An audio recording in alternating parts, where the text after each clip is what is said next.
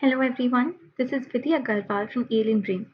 Today we're going to talk about the basics of Git and GitHub. Git is the most essential skill for any developer out there. To understand what Git is, let us consider a scenario where you have a homework submission due today and the assignment is ready for submission. While testing it, you discover a minor bug and decide to fix it. So while attempting to do so, you accidentally changed a working code and got yourself in a huge mess. You no longer remember what that was and what wasn't there. And it's already 11:50 p.m. And now you realize that Control Z won't solve your problems. This is when the need of something like Git arises. Git is a distributed version control system for tracking changes in computer files. It was created by Linus Torvalds, the man who created Linux himself. In other words, it is a system that tracks changes to our project files over time. It enables us to record project changes and go back to a specific version of the tracked files at any given point of time.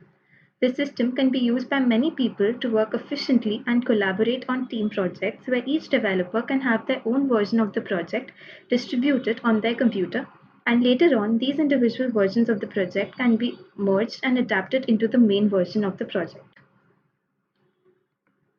So, talking about version control, what is version control? It is a system that records our changes to a file or a set of files over time so that you can recall specific changes later. So there are basically two types of version control. One, a central version control, and the other, a distributed version control. A central version control is located in one place, so people can check out from the central location, make changes, and check everything back again. But this is going to be problematic if you can't get access to the central server or the central repository. You only have the files you checked out and no additional information. Also, if the remote repository gets corrupted or something gets wrong, you got to hope that there is a backup stored somewhere. A distributed version control means that there is no main server and the entire history of the project is available once you clone it. The clone has all of the metadata of the original, while the original itself is stored on a self-hosted server or a third-party hosting service like GitHub. So let us jump into installing Git. Linux users can use some commands to install Git, whereas for Windows and Mac users, we could just go on to For Mac or Windows, you could just go on to git-scm.com/downloads and download it for Mac or Windows. When you install Git for the first time, there is an initial setup that is required. After you have installed Git, you could just check the version to make sure that it is installed correctly. So you just type git version. If everything went well, it should return the Git version that is installed on your computer, like you can see over here. The next most important thing is to configure your name and email. The commands for it are git config --global user.name and the same for email. To check if your Git has been configured properly, you could just type in git config dash dash list and you get the list of your configurations. Let us now talk about some basic Git commands. Now, when working with Git, it is important to be familiar with the term repository. A Git repository is a container for a project that is tracked by Git. We can have two major types of Git repositories. One is the local repository, which is an isolated repository stored on our own computer where you can work on the local version of your project. And a remote repository is generally stored outside of your local system, usually on a remote. This is especially useful when working with teams. Now let us run through a few basic Git commands. The first is git init, which initializes a local Git repository. Next is git clone, which creates a copy of the repository on your local machine. Git add adds files to index or to the staging area from which it can be tracked. Git status shows the status of all your files. Git commit is usually used to commit a message while pushing a change. Git push pushes the changes to a remote repository, and Git pull pulls the latest changes from a remote repository. Now let us look at what is GitHub. GitHub is a hosting platform for Git repositories. GitHub allows developers to utilize, change, or improve software from its repositories. Each repository contains all the project files and the code history. Repositories can have multiple collaborators and can either be public or private. Now, to get started with GitHub, we log on to github.com and you could just sign in to create your account. I am already signed in, and as you can see, now to create a new repository, you could click over here on the plus icon and select new repository, or just click on this green button right here. So I would click on this and type in a repository name. I would name it GitHub demo.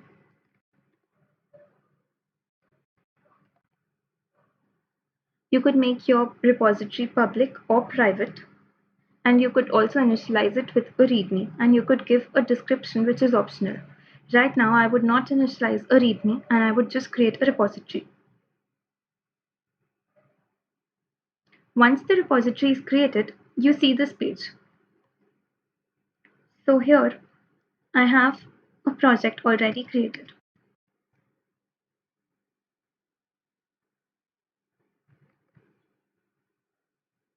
So what you have to do after this is just go into your project directory. You could click over here and type in CMD,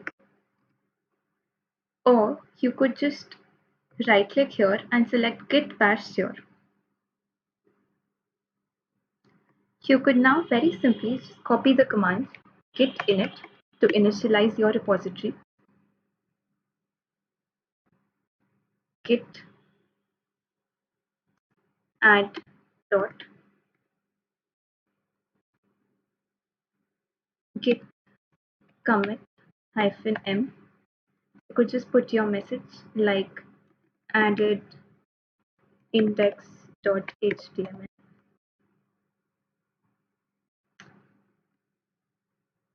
Now you could just copy this command here.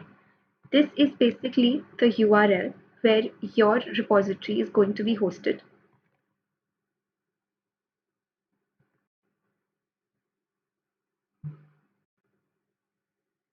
And now you could just write git push -u origin master.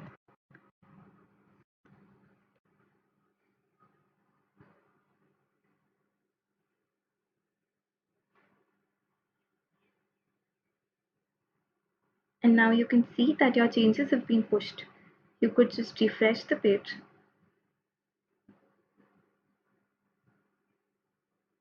and see your code over here. This is a basic to-do list in HTML. So yeah, now this code is on our GitHub.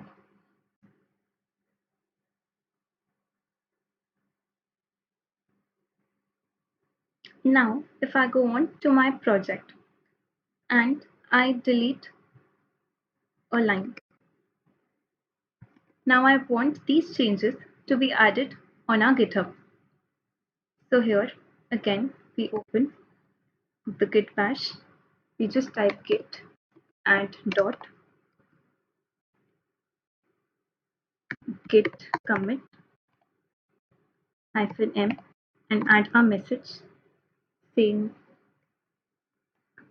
changes made,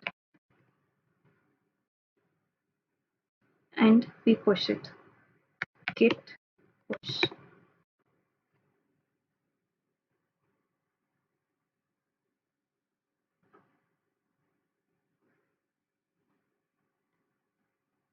So now when you refresh the page and you look at the history of your commits, you see that this red line here shows that this line was deleted. Hence, you could always see all the changes in your code in every step.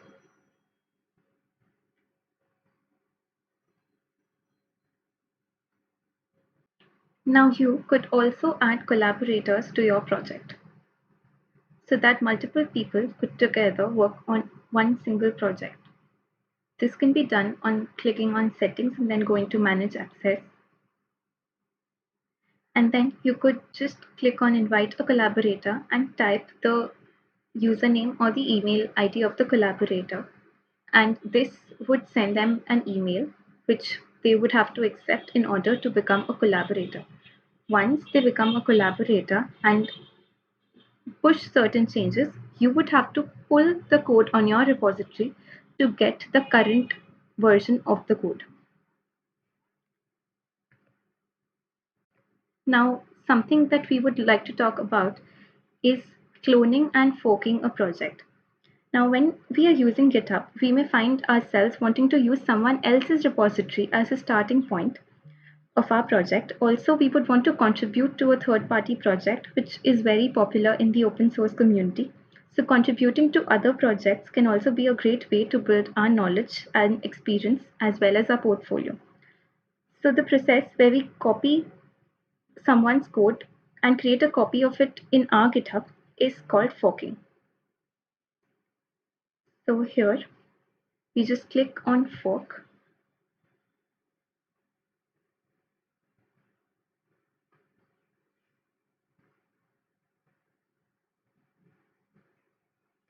Now this repository is just meant to provide an example for forking a repository on GitHub. Now as you can see, this is my name slash spoon and knife, which is forked from the actual repository. I could now clone this project to create a local copy of it in my machine. So I click on this here and I just open my command prompt. I change my directory to my programming folder. And now I type in git clone.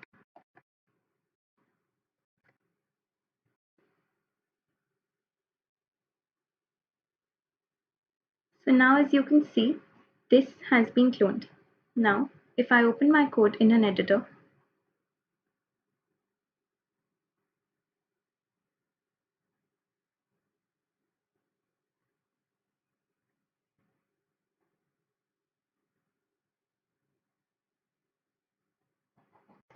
I could see the entire code with the current changes made.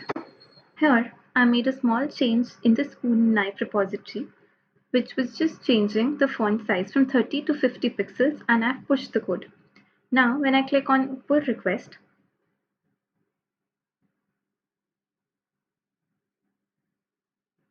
it shows that I could create a pull request. These shows my modifications. I just changed the font size from 30 to 50 pixel. These are just because of my VS Code settings. Now, when I click on create a pull request, I just leave a comment and the description of my change and click on create a pull request. If the developers find the pull request to be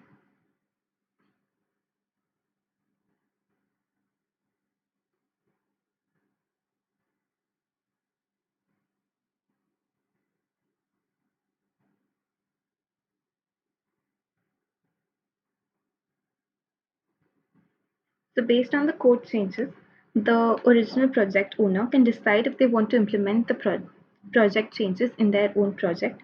And after adding information about your changes, you can finally click on create new pull request to the project owner.